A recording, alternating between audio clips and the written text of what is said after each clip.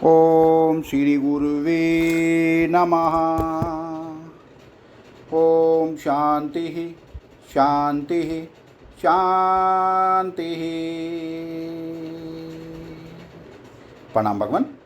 भगवान, अभी हमारा सत्संग पक्षपात रहित अनुभव प्रकाश श्री स्वामी विशुद्धानंद जी प्रसिद्ध काली कमली वाले बाबा जी द्वारा विरचित और सग नंबर 7 से व्याख्या चल रही है भगवान, जिसमें आज का शीर्षक है शास्त्रों की व्यवस्था। सत्संग प्रारंभ करते हैं। हे संतो, बंध मोक्ष तो शास्त्रों में किंचित किंचित कामों में मन राखी है। ठाकुर के चरणामृत से, परिक्रमा से, तुलसी रुद्राक्ष धारणा से, तप मुद्रा शरीर में लगाने से, काष्ठ का दंड धारने से मोक्ष लिखा है। गंगा के एक बूंद के पान करने से, गंगा यमुना तीर्थों के स्नान तथा दर्शन से, बेल भक्षण करने से, काशी मथुरा आदि पुरियों में 3 दिन व 1 दिन भी निवास करने से तथा एक बार भी भूल से व विलाप आदि करते हुए राम हरि महादेव आदि ईश्वर के नाम उच्चारण मात्र से ही मोक्ष लिखा है। नेति धोती आदि क्रिया करने से मोक्ष आदि फल लिखा है। श्राद्धों के करने का फल भी मोक्ष ही लिखा है। सूर्य आदि के दर्शन से, एकादशी आदि व्रतों से, सूर्य आदिकों के स्रोत पढ़ने से मोक्ष लिखा है। गोदर्शन पंचगव्य ग्रहण से बड़ा पुण्य लिखा है। गोदान तो मोक्ष का कारण ही है। कहाँ तक लिखें हजारों कामों में पुनर्जन्म न विद्यते, ऐसा फल लिखा है, परंतु जो सर्व मेरे पीछे होगा प्रत्यक्ष नहीं।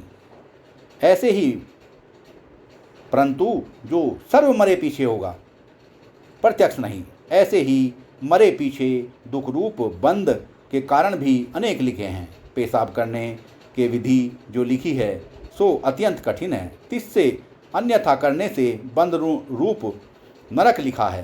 सो गृहस्थ विमुख सज्जन साधुओं से भी पेशाब विधि कदाचित भी पालन नहीं होता, तो व्यवहारियों से कहाँ होगा इत्यादि और भी जान लेना। इससे यह मालूम होता है निर्यत्न ही सर्व स्त्री पुरुष मनुष्य योनि बंद होवेंगे, छूटने का कोई उपाय नहीं। और मोक्ष कथन वाले शास्त्रों को देखें तो अनायास सर्व मोक्ष होने चाहिए, क्योंकि ऐसा स्त्री पुरुष कोई नहीं जो मोक्ष के कारण एक बार भी हरि का नाम उच्चारण आदि मोक्षदायक कर्म न करे तथा बंध के कारण मल त्याग आदि विधि को उल्लंघन न करे।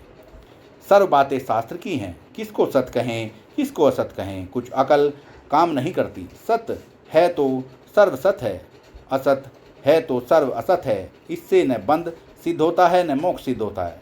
इससे यह सिद्ध हुआ कि मोक्ष शास्त्र तो शुभ कामों में प्रवृत्त बोधक है और बंध बोधक शास्त्र अशुभ पाप कामों से निवृत्त बोधक है, क्योंकि भय लोभ बिना अशुभ शुभ कामों में प्रवृत्ति निवृत्ति नहीं होती। इसी बात में बंध मोक्ष कथन वाले शास्त्रों की चरितार्थता है।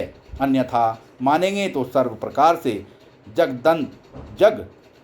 दंड प्रसंग आ जाएगा। इससे क्या हुआ कि अशुभ कामों में निवृत्ति से और शुभ कामों में प्रवृत्ति से अंतःकरण की शुद्धि होती है।